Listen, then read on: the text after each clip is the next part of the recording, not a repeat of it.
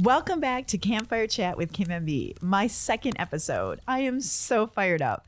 I am Kim Moistner-Bartlett, or Kim MB, and I'm excited that you're going to spend the next 30 minutes with me. My Campfire Chats are designed to provide information and inspiration for leaders, managers, business owners, and more. Leading others, whether through our work, volunteer organizations, athletics, can be a daunting task. Why is it that some make leadership look so easy while others struggle mightily?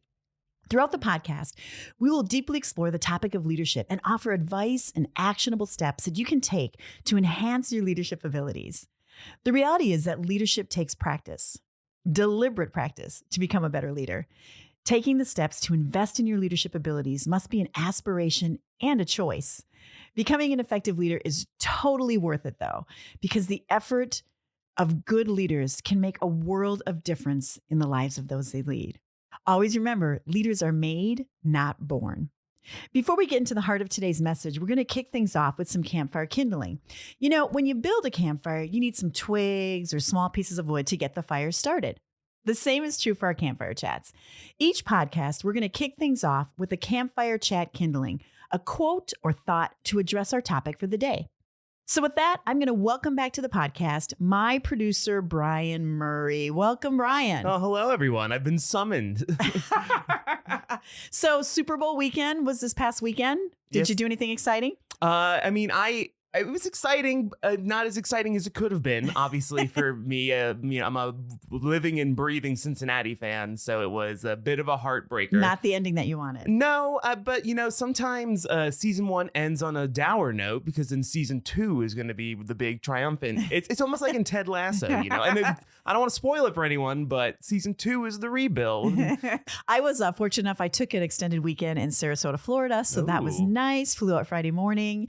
Had some time on the beach. It was like 80 degrees and sunny on Saturday, and got to take a cruise on a beautiful yacht Super Bowl Sunday. So I had a nice weekend. Kim abandoned Cincinnati when it snows to go hang out on the beaches in Florida. Yeah, I was like, it's a little chilly here, so I'm going to Florida. Enough about our weekends. Brian, why don't you start us off? What's our kindling for today's episode? Yes. Today's kindling is a quote from Ralph Lauren, American fashion designer, best known for the Ralph Lauren Corporation, a global multi-billion-dollar enterprise. I'm sure you probably have some clothes. Maybe I have some. I don't really pay attention to my brands. If it's blue, I wear it. So the quote is, "A leader has the vision and conviction that a dream can be achieved. He inspires the power and energy to get it done." Awesome. Thanks, Brian. I love that quote. And it's perfect kindling to help us get this fire started. Today, we're going to talk about vision and how a leader's vision and message can make a profound difference. If you've ever watched the Apple TV series Ted Lasso that Brian mentioned just before, you're familiar with that little cricket sign above the locker room door that reads, "Believe." One word, yet a powerful slogan to guide the team. It has sort of become an iconic symbol on social media as it represents the power of positive attitude and having faith in one's ability. Believe. Ted Lasso gets it. Leadership is about building others up. It's about messaging that inspires. It doesn't have to be verbose or complex. It's about believing in your players and getting them to believe in one another. Just recently, I was able to witness the Ted Lasso phenomenon firsthand.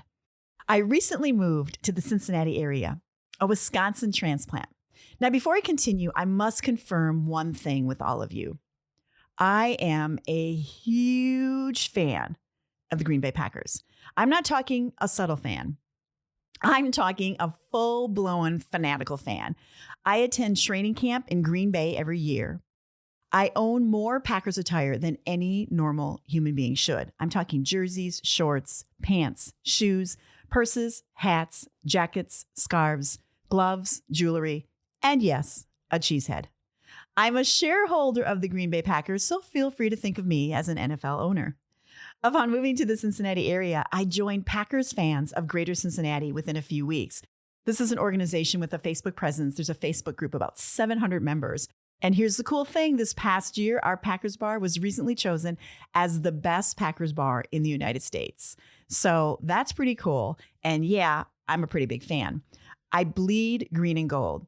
Now, I share this with you because I want you to understand that what I'm about to discuss has absolutely nothing to do with fandom or love for the NFL team that I'm chatting about.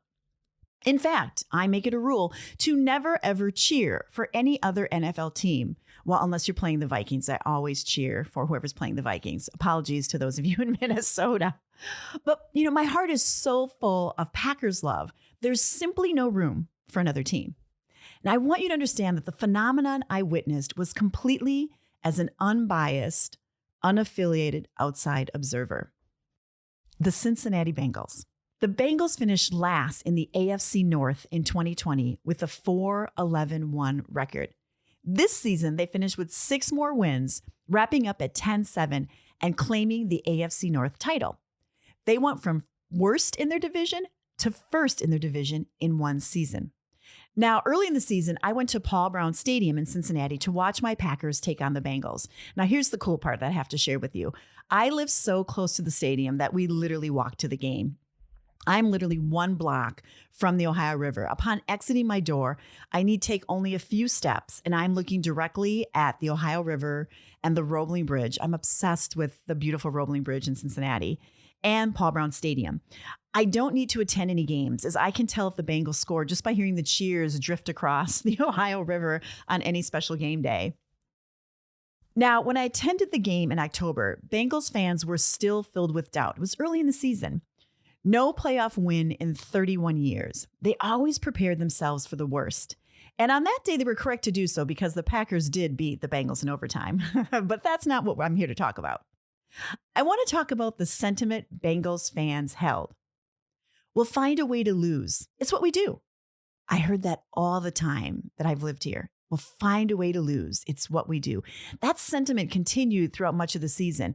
It wasn't until the Bengals upset the Chiefs at home in Week 17 that I began to see a pretty strong flicker of hope. Then it came to the first playoff game, a 31-year drought. In fact, only 4 players on the Bengals' current roster were even alive the last time the Bengals won a playoff game. There was, at that time, no such thing as a text message. 31 years is a pretty long time. Could they pull it off? Again, the sentiment remained. We will likely lose. It's what we do. But despite the Raiders' last-second effort in the red zone to score, the Bengals prevailed, and the 31 years without a playoff win came to an end. I met a few friends out after the game to celebrate with them. And I'm telling you, folks, it was crazy. I remember thinking, this is how Wisconsin felt after the Packers won the Super Bowl in 2011. But this was not a Super Bowl victory. This was simply a playoff game in the wildcard round. But you would have never guessed that. Bengals fans were everywhere. Everyone I passed shouted, "Hoo day!" at me, which of course I replied, "Go Pack, go!" Because again, I'm a Packers fan. Fans were super excited. In fact, many said, it doesn't even matter what happens next weekend. We want a playoff game. This is it. We're satisfied. But it was during the next few weeks that I observed a complete transformation. Yes, the Bengals organization was leading the charge with quippy slogans and the like to get the fan base to believe. But it was quarterback Joe Burrow who breathed life into those sentiments. His teammates believed in him. In fact, in an interview, Bengals wide receiver Tyler Boyd said, "Joe's a great leader. He came in here with confidence, knowing his ability to come into the league and flourish right away. He embraced that role." And it was clear, I think, to anyone in the Cincinnati area that Joe Burrow was the leader of that team, both on and off the field. Earlier in the season, Bengals tight end CJ Uzomah asked, "Why not us? Why can't this Bengals squad succeed and win the AFC North and their first playoff game? Why not us?" That became a mantra for the team and the fans. But when addressing the media after beating the number 1 seed Titans in a close-fought battle, Burrow proclaimed, "I'm tired of the underdog narrative. We're a really, really good team. We are here to make noise, and teams are going to have to pay attention to us. It is us." The team adopted this new motto, and just as quickly, so did the fans. Saw interviews on TV and they're like, yeah, Burrow is right. No more why not us. It is us. And just like that, the transformation began. The city was crazy. Signs everywhere that said rule the playoffs or it is us, not to mention a gazillion Who Dey signs. Bengals flags and banners everywhere. Heck, they even lit the city orange every night. Even the building I lived in had orange lights placed in the landscaping to cast an orange hue on the complex. Brian, help me out there. You lived here. You saw what was going on. It was absolutely insane. Every local restaurant had a local Who Dey special. There were Who Dey lattes everywhere, coffee shops. You could not walk down the street without seeing someone wearing Bengals gear. On Super Bowl Sunday, I walked into Kroger to buy some Skyline chili, local delicacy here. Of course it is. Yep. Skyline chili was all sold out because everyone was buying it for the Super Bowl. And as I walked in with my Joe Burrow jersey, everyone shouted, Who Dey? And it wasn't just one person. It was everyone in the checkout aisle. I was like, look at this guy. He's got on the shirt. Everyone. It was pure pandemonium. And this is something the city has never experienced before. To give a little background of my Bengals fandom, I've been to I think 17 Bengals games in my life. They've lost 15 of them. Oh, wow, that's awful. Yeah, and here's the thing. You begin to think the Cincinnati curse is real. One of the games I was at was the game where Andy Dalton injured his thumb during the year where he was in MVP talks.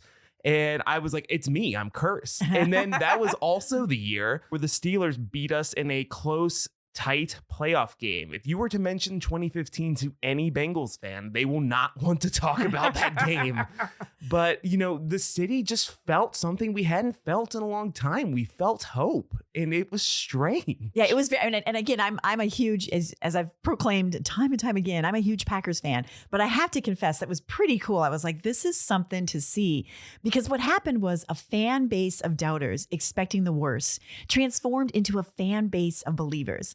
They headed into the AFC Championship game believing in themselves. Now, if you watch the game, a slow start put them at an 18-point deficit, but they overcame that to beat the Chiefs and stamp their ticket to the Super Bowl.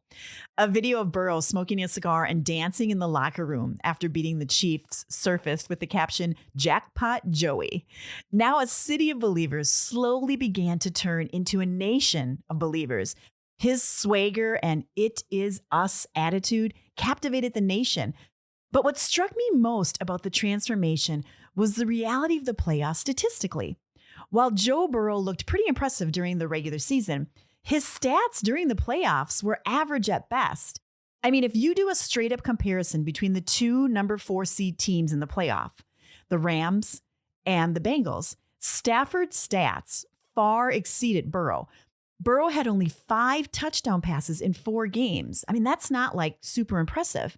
Now, don't get me wrong. I'm not saying that Burrow was holding the team back, but it was his teammates that really stepped up their game. It was almost as if his belief, his vision, his swagger elevated the confidence and play of those around him. During post-game interviews throughout the playoffs, Burrows continued to credit his teammates for the win, most notably the defense, or their kicker, McPherson, who man, what a playoff experience he had. And Burrow was accurate. The level that the defense and the special teams played at throughout the playoffs put the Bengals in the position to win. Now, for a Packers fan and unbiased observer, this transformation was a thing to behold. 3 weeks, from doubters to believers, led by the vision and swagger of one player. The thing that caught my attention the most was the 2 weeks leading up to the Super Bowl. The doubt was completely gone.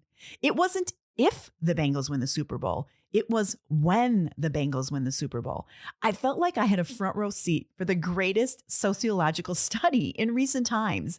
The power of one turned doubt into belief and can't do into will do.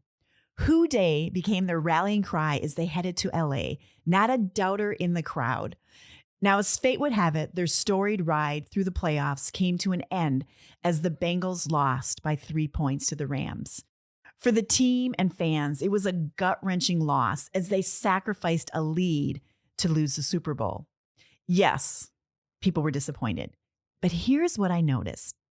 Days after the loss, I did not hear fans return to that, "This is what we do. We always find a way to lose" mode. Nope, quite the opposite. The new message I heard was, "Oh, we'll be back." After the game, Burrow remarked, "We're going to keep getting better and attack next year with the same intensity." And the fans believe him. Creating a team of believers. That is what leadership is all about. A leader must not only believe in themselves, but they must believe in their team, their players, their members, their employees. Building a team of believers begins with creating a vision that inspires the team and guides day-to-day activities and work. A clear vision with purpose and direction is the most meaningful way to engage those we lead. A powerful vision involves change and transformation, while "why not us" is a fine mantra. "It is us" sends a powerful message that says, "I believe in this team." People are not attracted to stagnant, dying organizations. They're attracted to organizations with leaders who possess a clear and compelling vision for the future. So my question for you today, listeners, is this. What is your vision? As a leader, what is the message that you share with those who follow your guidance? Is it short? Is it memorable? Does it define your purpose and set a course of action? Does it inspire your team to be the best version of themselves and commit to the success of the organization? "It is us" served Burrow and the Bengals well during their unanticipated run to the Super Bowl. What is your "it is us" message for your team? The journey from where you are to where you want to be begins with vision. In the words of Ted Lasso, believe. Believe in yourself as a leader. Believe in those you lead. Use a powerful vision to engage your team and transform your organization. Are you up for the challenge? I believe that you are. Now, before we wrap up, it's time for one more thing. One final thought to end our campfire chat. So, Brian, I'm going to toss things back to you. Hope you can catch what I'm throwing your way. Okay. I've seen enough of Jamar Chase. I think I can handle this ball. Well, you know what? I'm going to toss it right back to you, Kim, actually. Can you recall a time when you rallied your team to kind of rise to the occasion, maybe to be bigger than themselves? Who are your Cincinnati Bengals? Yeah, I think I've really been blessed with the opportunity over the course of my career to supervise literally hundreds of employees and to provide leadership for them as well. So I think I had many moments, I think, where I could lead and inspire, but the one that comes to mind first and foremost, when I took the job as assistant dean for the first year experience at the University of Wisconsin-Whitewater, I was charged with improving the existing new student orientation and onboarding program for the university. So while working with my team, we literally dumped most of what had been done in the past and introduced a completely new first year experience program that was scheduled to launch in the coming fall. I decided to elevate the role and responsibility of the traditional orientation leader into more of a student ambassador role because I knew that I needed a team of, can-do student leaders to help me lead the charge. So I hired 10 amazing students to form the first ever Hawk Squad. We were the Whitewater Warhawks, so we called the team the Hawk Squad. And this team was there to help me deliver the new experience we created. And it was crazy because everything we did that year was new for all of us. So there were so many unknowns. Would it work? Would new students participate and be engaged? Would our efforts increase our student retention numbers? We could not rely on what happened in the past because there really was no past for the road that we were on. Along with my staff, this team of students totally put their trust in me to guide them through this world of unknowns. I believed that what we were about to launch was going to be epic, and my team bought into my dream and my vision. We welcomed 2,000 new freshmen, I believe, that year into an experience designed not only to acclimate them to the university, but to get them excited about being a Warhawk. We even introduced this amazing new tradition we created called Are You Purple? Of course, the school colors were purple and white. And this was just such a cool experience. We kicked things off with a huge rally, and then there was a parade down Warhawk Drive led by the band, the president, student leaders, and the freshman class. And then we kind of paraded everyone through and into the stadium for this huge tradition building experience. And then followed that by having the entire freshman class leave their mark on campus by painting Warhawk Drive purple. Now, if you want to talk about stress, can you imagine, we're blocking off this entire road and putting purple paint into the hands of over 1,000 college freshmen? Scary indeed. But as fate would have it, all went amazingly well. We created a tradition of pride in the institution and a feeling of belonging. Our freshman to sophomore retention rates increased. In fact, the bookstore could not keep up with the sale of purple Warhawk attire. Long story short, that tradition continues today, 14 years later. And the Hawk Squad continues to lead and inspire the other students. But it was that very first team that put their faith in my vision and leadership that brought that experience to life. So shout out to Kim Amberly and the 2008 Hawk Squad from the University of Wisconsin-Whitewater. Truly an amazing team that launched an unforgettable experience simply because they believed in my crazy vision. That's incredible. It was amazing. I'm so excited that that tradition continues.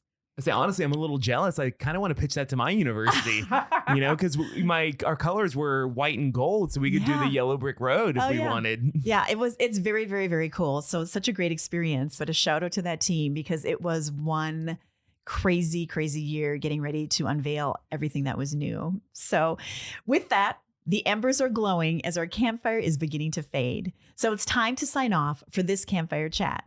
Until next time, sky above me, earth below me, fire within me.